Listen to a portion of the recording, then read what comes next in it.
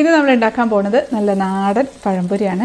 പഴംപൊരി എല്ലാവർക്കും ഉണ്ടാക്കാൻ അറിയാവുന്നതായിരിക്കും അല്ലേ. എന്നാൽ നല്ല ടേസ്റ്റി ആയിട്ടുള്ള പഴംപൊരി ഉണ്ടാക്കണമെങ്കിൽ കുറച്ച് കാര്യങ്ങളൊക്കെ ശ്രദ്ധിക്കേണ്ടതുണ്ട്. കണ്ടില്ല, പുറം ഭാഗമൊക്കെ നല്ല മൊരിഞ്ഞ എന്നാൽ ഉള്ളിൽ നല്ല സോഫ്റ്റ് ആയിട്ടുള്ള പഴമൊക്കെ നല്ല പാകത്തിന് വെന്തിട്ടുള്ള പഴംപൊരിയാണ്. മധുരവും ഉപ്പും ഒക്കെ പാകത്തിനുള്ള ഒരു പഴംപൊരി. ഈ ഒരു പഴംപൊരി കഴിച്ചു കഴിഞ്ഞാൽ നമ്മൾ ഏത് കടയിൽ പോയിട്ട് പഴംപൊരി കഴിച്ചാലും നമുക്ക് തൃപ്തി വരില്ല. അപ്പോൾ നല്ല ടേസ്റ്റി ആയിട്ടുള്ള പഴംപൊരി ഉണ്ടാക്കുന്നതിനുള്ള ടിപ്സൊക്കെ വീഡിയോയിൽ പറയുന്നുണ്ട്, സ്കിപ്പ് ചെയ്യാതെ കാണണേ.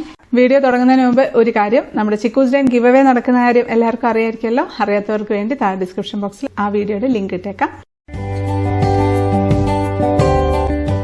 അപ്പോൾ പഴംപൊരി ഉണ്ടാക്കാനായിട്ട് നല്ല നാടൻ പഴം എടുക്കുകയാണ് ഏറ്റവും നല്ലത്. ഇത് ഒരുപാട് വലിപ്പമില്ലാത്ത നേന്ത്രപ്പഴമാണ്.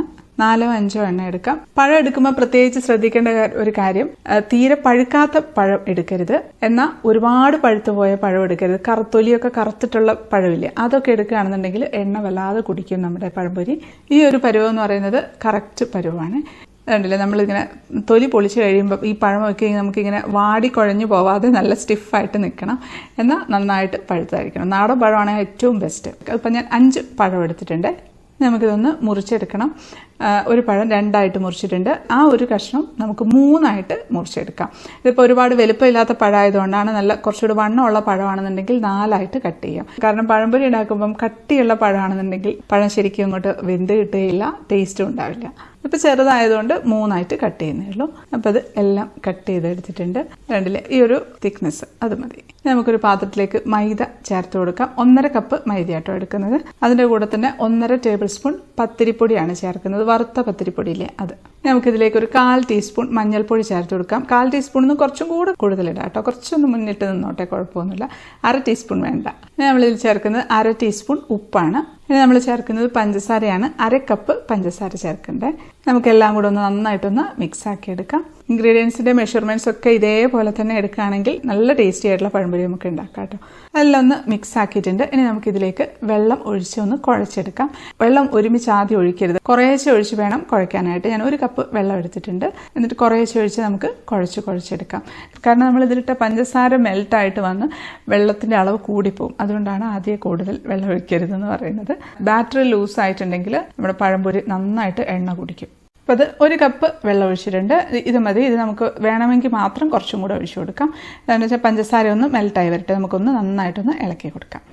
അപ്പോൾ ഇത് കുറച്ചും കൂടെ നമുക്ക് വെള്ളം ഒഴിച്ചെടുക്കാം. ഒരു 1/4 കപ്പും കൂടെ വെള്ളം ഒഴിച്ചിട്ടുണ്ട്. അപ്പോൾ മൊത്തം 1.25 കപ്പ് വെള്ളമാണ് എടുത്തിട്ടുള്ളത്. ഇപ്പോൾ മൈദയ്ക്ക് അനുസരിച്ച് ചിലപ്പോൾ കൂടിയും കുറഞ്ഞും ഒക്കെ വരും. അപ്പോൾ അത് ഒഴിച്ച് നോക്കിയിട്ട് എടുത്തിരുന്നാൽ മതി. നമ്മളിപ്പോൾ ഇളക്കുന്ന സമയത്ത് പഞ്ചസാരയുടെ തരികളൊക്കെ നന്നായിട്ട് മെൽറ്റ് ആയിട്ടുണ്ടോ എന്ന് നോക്കിയാൽ മതി. ഇതൊരു 10 മിനിറ്റ് ഒന്ന് റെസ്റ്റ് ചെയ്യാനായിട്ട് വെക്കാം. റെസ്റ്റ് ചെയ്യാൻ വെച്ചില്ലെങ്കിലും കുഴപ്പമൊന്നുമില്ല, പക്ഷേ റെസ്റ്റ് ചെയ്യാൻ വെച്ചാലാണ് കുറച്ചും കൂടെ ടേസ്റ്റ്. അപ്പോൾ ആദ്യം നമുക്ക് മാവ് കുഴച്ച് വെച്ചിട്ട് പഴം മുറിച്ചെടുത്താൽ മതി. എന്നിട്ട് നമുക്ക് ചീനച്ചട്ടി അടുപ്പത്ത് വെച്ച് എണ്ണയൊക്കെ ചൂടായി വരുമ്പോഴത്തേക്ക് ഒരു 10 മിനിറ്റ് ആവുമല്ലോ. അപ്പോൾ അതൊരു 10 മിനിറ്റ് കഴിഞ്ഞിട്ടുണ്ട്. ഇനി ഇതിലേക്ക് നമുക്കൊരു നുള്ള ബേക്കിംഗ് സോഡ ചേർത്ത് കൊടുക്കുന്നുണ്ട്. ഒരു 1/4 ടീസ്പൂണിന്റെ പകുതിയൊക്കെ മതിയാകും. ബേക്കിംഗ് സോഡയും കൂടെ ചേർത്ത് നമുക്ക് നന്നായിട്ടൊന്ന് ഇളക്കി കൊടുക്കാം. അപ്പോൾ ഞാനൊരു ഇരുമ്പിന്റെ ചീനച്ചട്ടിയാണ് കേട്ടോ അടുപ്പത്ത് വെച്ച്. കുറച്ച് പഴയ ചീനച്ചട്ടിയാണ്. അതിലേക്ക് നമുക്ക് വെളിച്ചെണ്ണ ഒഴിച്ചു കൊടുക്കാം. ഏറ്റവും ബെസ്റ്റ് പഴംപൊരി ഉണ്ടാക്കാനായിട്ട് വെളിച്ചെണ്ണയാണ്. വെളിച്ചെണ്ണയിൽ ഉണ്ടാക്കുമ്പോഴാണ് നല്ല ടേസ്റ്റ് ഉണ്ടാവുക. ഇപ്പോൾ ഹോട്ടലുകളിലൊക്കെ ആണെന്നുണ്ടെങ്കിൽ പല ഓയിലുകളൊക്കെ ആയിരിക്കും എടുക്കുക. ഏതായാലും കുഴപ്പമില്ല. പക്ഷേ വീട്ടിലുണ്ടാക്കുമ്പോൾ വെളിച്ചെണ്ണയാണ് ബെസ്റ്റ്. അത് നന്നായിട്ടൊന്ന് ചൂടായിട്ട് വരട്ടെ. വെളിച്ചെണ്ണ ചൂടാവാതെ ഇട്ടാലും പഴംപൊരിക്ക് എണ്ണ കുടിക്കും. ഹൈ ഫ്ലെയിമിൽ തന്നെ വെച്ച് കൊടുക്കാം. അപ്പോൾ അത് നന്നായിട്ട് ചൂടായിട്ടുണ്ട്. കുറച്ച് മാവ് മാത്രം ഒന്ന് ഇട്ട് കൊടുത്തു കഴിഞ്ഞാൽ ആ മാവ് നന്നായിട്ട് പൊങ്ങി വരും. അതാണ് ചൂടായോ എന്നുള്ളത് നോക്കാനുള്ള പരുവം. ഇതിപ്പോൾ ആയിട്ടുണ്ട്. നമുക്ക് ഇട്ട് കൊടുക്കാം. 2-3 കഷ്ണങ്ങൾ എടുത്ത് മാവിലേക്ക് ഇട്ട് കൊടുക്കാം. അതിൽ മാവ് നന്നായിട്ട് ഒന്ന് കോട്ട് ചെയ്തിട്ടങ്ങ് എണ്ണയിലേക്ക് ഇട്ട് കൊടുക്കാം. 3-4 എണ്ണമൊക്കെ ഇട്ട് കൊടുക്കാം. അപ്പോൾ വലിയ ചീനച്ചട്ടിയൊക്കെ ആണെങ്കിൽ നമുക്ക് പഴം 2ആക്കി മുറിക്കാതെ നീളത്തിൽ പഴംപൊരി ഉണ്ടാക്കിയെടുക്കാം. പിന്നെ ഈ ഒരു പഴംപൊരി ഇട്ട ഉടനെ തന്നെ നമ്മൾ ഇളക്കരുത്. കുറച്ച് സമയം വെച്ചതിന് ശേഷം പതുക്കെ സ്പൂൺ വെച്ചിട്ടൊന്ന് ഇളക്കുമ്പോഴത്തേക്കും അതങ്ങെല്ലാം വിട്ട് വന്നോളും. കുറച്ച് കഴിയുമ്പോൾ നമുക്ക് തിരിച്ചിട്ട് കൊടുക്കാം. ഒരു മീഡിയം ഹൈ ഫ്ലെയിമിൽ തന്നെ വെച്ചിട്ട് നമുക്ക് ഉണ്ടാക്കിയെടുക്കാം. നന്നായിട്ട് എണ്ണ തിളയ്ക്കണം. തീരെ തീ കുറഞ്ഞിരുന്നാൽ ആ പുറം ഭാഗം അങ്ങ് കട്ടിയായി പോകും. എന്ന് വെച്ചാൽ ഒരുപാട് തീയായാൽ പുകഞ്ഞ് കരിഞ്ഞു പോവുകയും ചെയ്യും. എന്നാൽ അത്യാവശ്യം നല്ല ചൂടുണ്ടായിരിക്കണം എണ്ണയ്ക്ക്. എന്നിട്ട് ഇത് നല്ലൊരു ചെറിയൊരു ഗോൾഡൻ യെല്ലോ കളർ ആകുമ്പോൾ നമുക്കിങ്ങനെ എടുക്കാം. നമുക്ക് നേരെ ഒരു അരിപ്പയിലേക്ക് ഇട്ട് കൊടുക്കാം. അല്ലെങ്കിൽ ടിഷ്യൂ പേപ്പറിലിട്ടിട്ട് എണ്ണയൊന്ന് മാറ്റിയെടുക്കാം. അടുത്ത സെറ്റ് ഇട്ട് കൊടുക്കുകയാണ്. ഒരു 4 എണ്ണം ഇടുന്നുണ്ട്. അതുപോലെ നമുക്കെല്ലാം റെഡിയാക്കിയെടുക്കാം. ഈ പഴംപൊരി പല തരത്തിൽ ഞാൻ ഉണ്ടാക്കി നോക്കിയിട്ടുണ്ട് കേട്ടോ. ഇപ്പം ദോശമാവ് കുറച്ച് ചേർത്തിട്ടുണ്ടാക്കും. പുളിപ്പിച്ചിട്ട് ചേർക്കും, പുളിപ്പിക്കാതെ ചേർത്തിട്ട് ഉണ്ടാക്കും, അങ്ങനെ പലതരത്തിലും ഉണ്ടാക്കി നോക്കിയിട്ടുണ്ട്. എന്നാലും ഈ ഒരു പഴയ ആ ഒരു മെത്തേഡ് അത് തന്നെയാണ് പഴംപൊരിക്ക് ഏറ്റവും ബെസ്റ്റായിട്ട് എനിക്ക് തോന്നിയിട്ടുള്ളത്.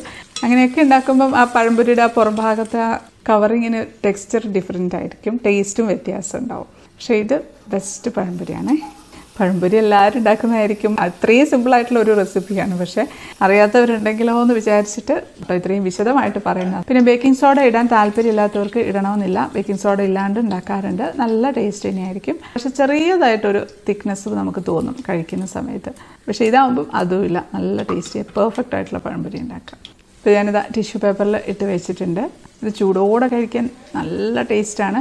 കണ്ടില്ലേ, ഒരുപാട് എണ്ണയൊന്നും കുടിച്ചിട്ടില്ല.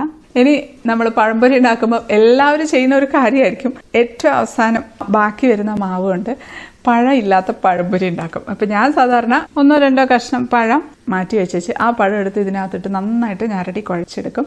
ഈ ഒരു സംഭവത്തിന് ഭയങ്കര ഡിമാൻഡാട്ടോ. പണ്ട് ഞാൻ വീട്ടിലുണ്ടാക്കുന്ന സമയത്ത് ഇതിന് അടിയായിരിക്കും, ഞാനും അനിയനും ഒക്കെ കൂടി. കാരണം അധികം ഉണ്ടാവില്ല, കുറച്ചേ ഉണ്ടാവുള്ളൂ, അതാണ് മെയിൻ കാര്യം. പക്ഷേ ഒരു പ്രത്യേക ടേസ്റ്റാണ് ഇത് കഴിക്കാനായിട്ട്. നന്നായിട്ട് ഞരടി എടുത്തിട്ടുണ്ട്. ഇനി ഇത് നമുക്ക് നേരെ എണ്ണയിലേക്ക് അങ്ങ് ഒഴിച്ചു കൊടുത്താൽ മതി. സ്പൂൺ കൊണ്ട് വേണമെങ്കിൽ സ്പൂൺ കൊണ്ട് കോരി വയ്ക്കാം, ഇല്ല കൈ കൊണ്ട് തന്നെ, ഞാൻ കൈ കൊണ്ടങ്ങ് ഇട്ട് കൊടുക്കുകയാണ്. അതിട്ട ഉടനെ തന്നെ അങ്ങ് മുകളിലേക്ക് അങ്ങ് പൊങ്ങി വരും. ഇതിപ്പോൾ ബേക്കിംഗ് സോഡ ഇട്ടിട്ടില്ലെങ്കിലും ഇതേപോലെ പൊങ്ങി വരും. ആ സൈഡായി കഴിയുമ്പോൾ നമുക്കൊന്ന് മറിച്ചിട്ട് നമ്മൾ നെയ്യപ്പൊക്കെ ഉണ്ടാക്കിയെടുക്കുന്ന പോലെ അങ്ങ് ഉണ്ടാക്കിയെടുക്കും. അപ്പോൾ അത് 3 എണ്ണം കിട്ടിയിട്ടുണ്ട്. ഞങ്ങൾ 3 പേരിലുള്ളത്, ഞങ്ങൾ 3 പേർക്കും 3 എണ്ണം റെഡിയാക്കിയിട്ടുണ്ട്. അപ്പോൾ കുറച്ച് തണുത്തിട്ടുണ്ട് കേട്ടോ പഴംപൊരി. നല്ല ചൂടോടുകൂടി കഴിക്കുക. നമ്മളിപ്പോൾ ഇത് ഉണ്ടാക്കി ഇടുമ്പോൾ തന്നെ എല്ലാവർക്കും അറിയാമായിരിക്കും, ഇത് ഉണ്ടാക്കുമ്പോൾ തന്നെ കഴിച്ചുകൊണ്ടിരുന്ന് അങ്ങ് തീരും ആ സമയത്ത് തന്നെ. അപ്പോൾ ഞാൻ ജസ്റ്റ് ഒന്ന് മുറിച്ച് കാണിച്ചു തരാം. അല്ലേ, നല്ല പുറഭാഗത്തെ ഒക്കെ ഉള്ളൊരു മൊരിഞ്ഞിട്ട് ഒരു പ്രത്യേക ടേസ്റ്റ്. എനിക്ക് പ്രത്യേകിച്ച് പറഞ്ഞറിയിക്കാൻ പറ്റില്ല, ഉണ്ടാക്കി നോക്കിയാൽ കഴിച്ചാൽ മാത്രമേ ആ ഒരു രുചി അറിയാൻ പറ്റുള്ളൂ. ഉള്ളിലെ പഴമൊക്കെ നന്നായിട്ട് വെന്തിട്ടുണ്ട്. ഇതുപോലെ വെന്തിട്ടുണ്ടായിരിക്കണം പഴം, നല്ല ടേസ്റ്റ് ഉണ്ടാവുള്ളൂ. നമുക്കൊന്ന് ടേസ്റ്റ് ചെയ്ത് നോക്കാം. കഴിക്കട്ടെ.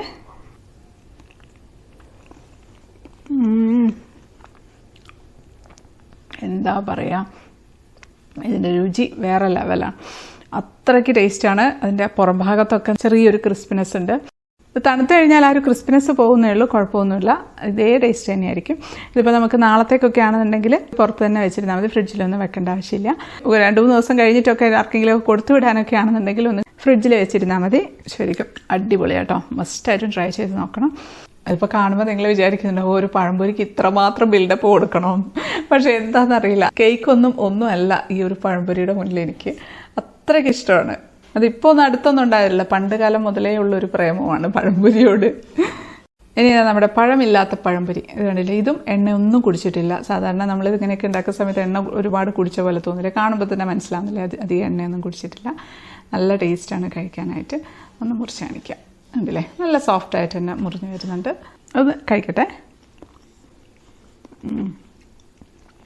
സാധ്യ ടേസ്റ്റാണ്, ഉറപ്പൊന്നുമില്ല, നല്ല ടേസ്റ്റാണ്. നമ്മൾ ഒരു പഴത്തിൻ്റെ കഷ്ണം കൂടിയിട്ട് ഞരടി എടുത്തതുകൊണ്ട് അതിനൊരു പ്രത്യേക ടേസ്റ്റ് ഉണ്ട്.